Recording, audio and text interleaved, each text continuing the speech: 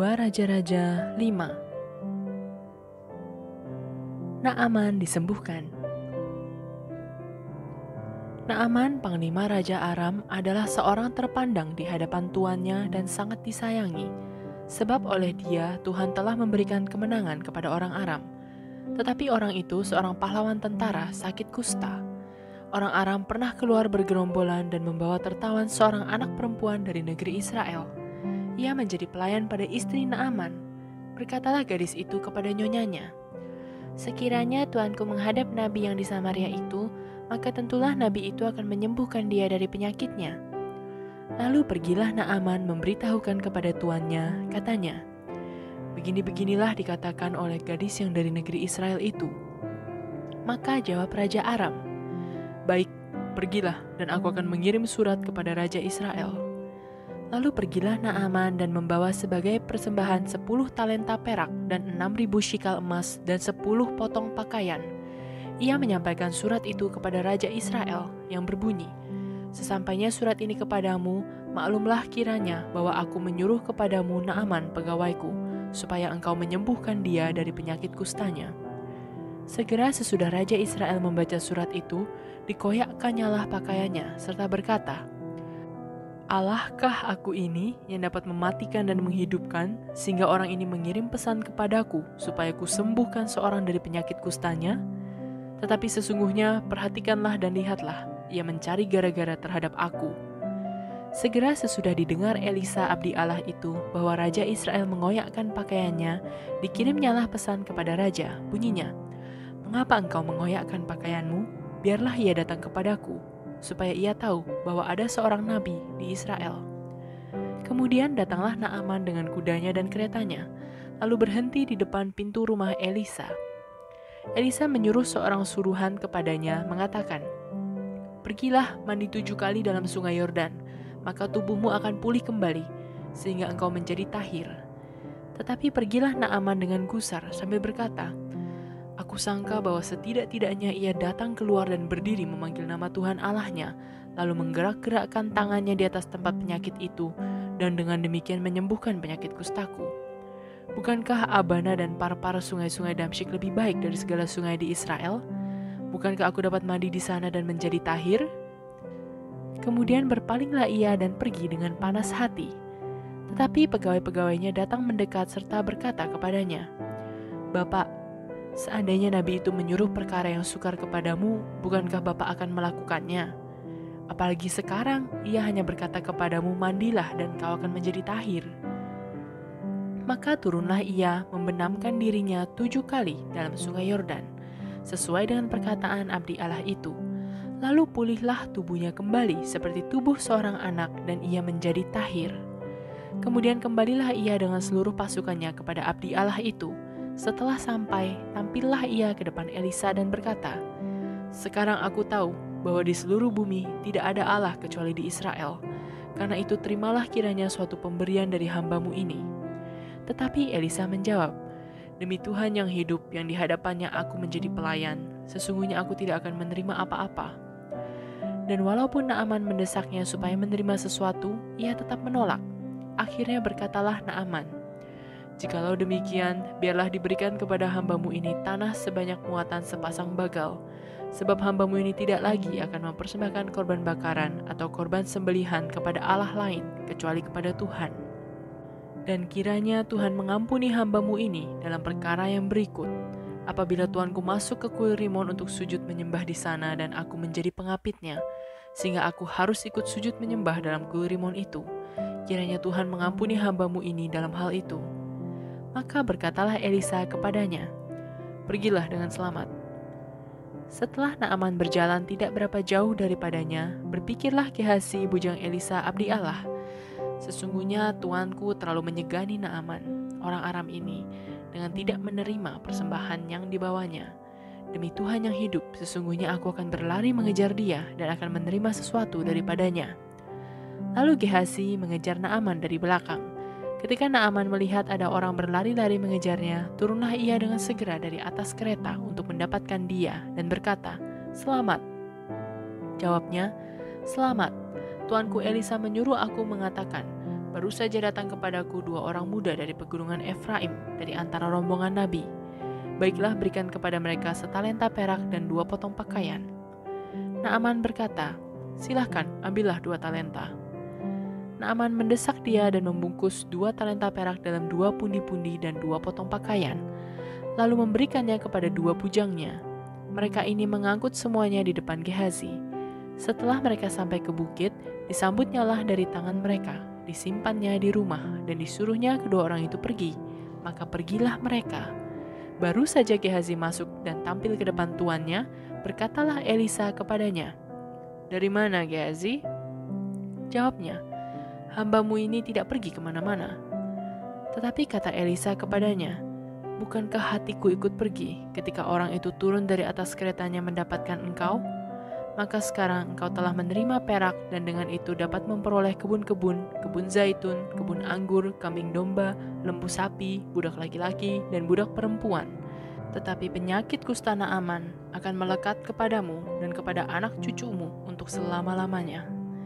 Maka keluarlah Gehazi dari depannya dengan kena kusta, putih seperti salju. 2 Raja-Raja 6. Kapak timbul mengapung. Pada suatu hari, berkatalah rombongan nabi kepada Elisa, "Cobalah lihat, tempat tinggal kami di dekatmu ini adalah terlalu sesak bagi kami. Baiklah kami pergi ke sungai Yordan dan masing-masing mengambil 1 balok dari sana, supaya kami membuat tempat tinggal untuk kami." Jawab Elisa, "Pergilah." Lalu berkatalah seorang, "Silakan, ikutlah dengan hamba-hambamu ini." Jawabnya, "Baik, aku akan ikut." Maka ikutlah ia dengan mereka. Setelah mereka sampai di sungai Yordan, mereka pun menebang pohon-pohon, dan terjadilah ketika seorang sedang menumbangkan sebatang pohon, jatuhlah mata kapaknya ke dalam air, lalu berteriak-teriaklah ia, "Wahai tuanku, itu barang pinjaman." Tetapi berkatalah abdi Allah, "Kemana jatuhnya?" Lalu orang itu menunjukkan tempat itu kepadanya. Kemudian Elisa memotong sepotong kayu, lalu dilemparkannya ke sana. Maka timbullah mata kapak itu dibuatnya. Lalu katanya, "Ambillah." Orang itu mengulurkan tangannya dan mengambilnya. Tindakan Elisa dalam peperangan melawan Aram. Raja negeri Aram sedang berperang melawan Israel. Ia berunding dengan pegawai-pegawainya, lalu katanya, "Ke tempat ini dan itu haruslah kamu turun menghadang." Tetapi abdi Allah menyuruh orang kepada Raja Israel mengatakan, "Awas, jangan lewat dari tempat itu, sebab orang Aram sudah turun menghadang ke sana." Sebab itu Raja Israel menyuruh orang-orang ke tempat yang disebutkan abdi Allah kepadanya. Demikianlah Elisa memperingatkan kepadanya supaya berawas-awas di sana, bukan sekali 2 kali saja. Lalu mengamuklah hati Raja Aram tentang hal itu. Maka dipanggilnyalah pegawai-pegawainya, katanya kepada mereka, "Tidakkah dapat kamu memberitahukan kepadaku siapa dari kita memihak kepada Raja Israel?" Tetapi berkatalah salah seorang pegawainya, "Tidak, tuanku raja, melainkan Elisa, nabi yang di Israel. Dialah yang memberitahukan kepada Raja Israel tentang perkataan yang diucapkan oleh tuanku di kamar tidurmu." Berkatalah raja, "Pergilah melihat di mana dia, supaya aku menyuruh orang menangkap dia." Lalu diberitahukanlah kepadanya, "Dia ada di Dotan." Maka dikirimnyalah ke sana kuda serta kereta dan tentara yang besar. Sampailah mereka pada waktu malam, lalu mengepung kota itu. Ketika pelayan abdi Allah bangun pagi-pagi dan pergi keluar, maka tampaklah suatu tentara dengan kuda dan kereta ada di sekeliling kota itu. Lalu berkatalah bujangnya itu kepadanya, "Celaka, tuanku, apakah yang akan kita perbuat?" Jawabnya, "Jangan takut, sebab lebih banyak yang menyertai kita daripada yang menyertai mereka." Lalu berdoalah Elisa, "Ya Tuhan, bukalah kiranya matanya supaya ia melihat." Maka Tuhan membuka mata bujang itu sehingga ia melihat. Tampaklah gunung itu penuh dengan kuda dan kereta berapi sekeliling Elisa. Ketika orang-orang Aram itu turun mendatangi dia, berdoalah Elisa kepada Tuhan, "Butakanlah kiranya mata orang-orang ini." Maka dibutakannyalah mata mereka sesuai dengan doa Elisa. Kemudian berkatalah Elisa kepada mereka, "Bukan ini jalannya dan bukan ini kotanya. Ikutlah aku, maka aku akan mengantarkan kamu kepada orang yang kamu cari." Lalu diantarkannya mereka ke Samaria. Segera sesudah mereka sampai ke Samaria, berkatalah Elisa, "Ya Tuhan, bukalah mata orang-orang ini supaya mereka melihat." Lalu Tuhan membuka mata mereka sehingga mereka melihat dan heran mereka ada di tengah-tengah Samaria. Lalu bertanyalah Raja Israel kepada Elisa tatkala melihat mereka, "Kubunuhkah mereka, Bapak?" Tetapi jawabnya, "Jangan. Biasakah kau bunuh yang kau tawan dengan pedangmu dan dengan panahmu? Tetapi hidangkanlah makanan dan minuman di depan mereka, supaya mereka makan dan minum lalu pulang kepada tuan mereka." Disediakannyalah bagi mereka jamuan yang besar, maka makan dan minumlah mereka. Sesudah itu dibiarkannyalah mereka pulang kepada tuan mereka. Sejak itu tidak ada lagi gerombolan-gerombolan Aram memasuki negeri Israel. Tindakan Elisa pada waktu Samaria dikepung. Sesudah itu Ben-Hadad Raja Aram menghimpunkan seluruh tentaranya lalu maju mengepung Samaria. Maka terjadilah kelaparan hebat di Samaria selama mereka mengepungnya, sehingga sebuah kepala keledai berharga 80 shikal perak dan 1/4 kaptahi merpati berharga 5 shikal perak. Suatu kali ketika Raja Israel berjalan di atas tembok, datanglah seorang perempuan mengadukan halnya kepada Raja sambil berseru, "Tolonglah ya tuanku Raja."